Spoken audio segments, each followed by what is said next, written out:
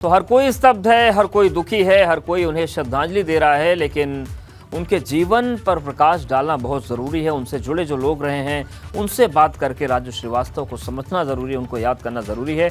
हमारे साथ मशहूर कॉमेडियन अनु अवस्थी जुड़ गए हैं, मशहूर कॉमेडियन एहसान कुरैशी जी भी जुड़ गए हैं और जानी मानी कवियत्री अनामिका अंबर जी भी हमारे साथ जुड़ गई हैं।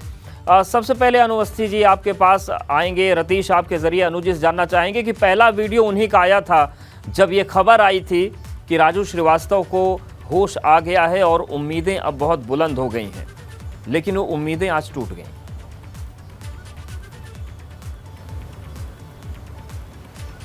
बिल्कुल, देखिए, तफरी मौज चिकाई के बादशाह, कॉमेडी के किंग राजू श्रीवास्तव रहे और आज वो हमारे बीच में नहीं है। कानपुर का नाम जब भी आया, राजू श्रीवास्तव का नाम ये कहा जाए पर्याय बन गया। अनु अवस्थी जो उनके बाल सखा रहे, जो उनके साथ कई वर्ष रहे और आज भी बात किया करते थे, वो हमारे साथ हैं, उनसे सीधे बात कर लेते हैं।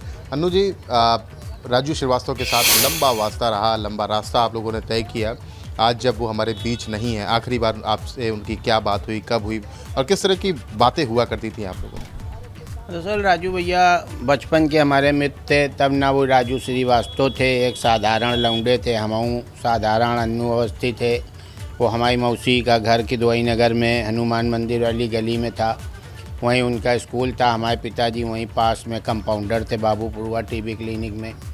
तो हमारी इनकी जमती थी, मिलते थे, हंसी मजाक तफरी होती थी, मौज लिया करते थे। कभी चवन्नी अठन्नी भाई तो साइकिल किराए में ले लिया, ये तय होता था एक राउंड तुम चलाइयो, एक राउंड हम चलेबे।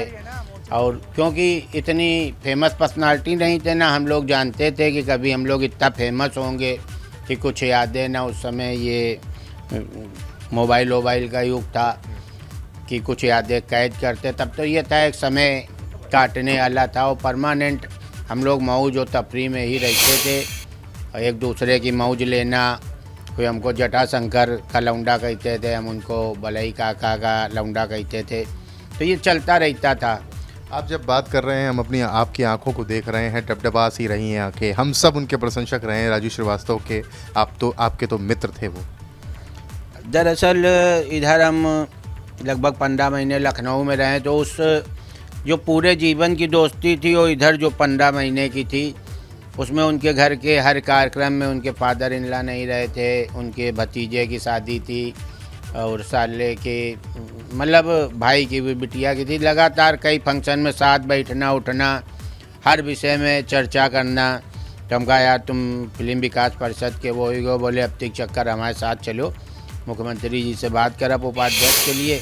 तो हर विषय में शिकायत भी होती थी हम लोगों के बीच में, आपसी भी वो होता था कि असलियत याद ना छोड़ना कभी। अन्नू को याद रखना, हम भी कहते थे कि आप भैया इतना बड़ा हो गए, इतना सब सक्षम हो गए, उसके बाद आप करके हो भैया करके बात। बिल्कुल रतीश, इन्हीं चीज़ों का जिक्र हो रहा है कि ऐसा व्यक्तित्व था और यही बातें चाहे हम अनुपम खेर जी की कहें, वो भी यही चीज़ याद कर रहे हैं। रजा मुराद जी से बात हुई अभी, वो भी कह रहे हैं।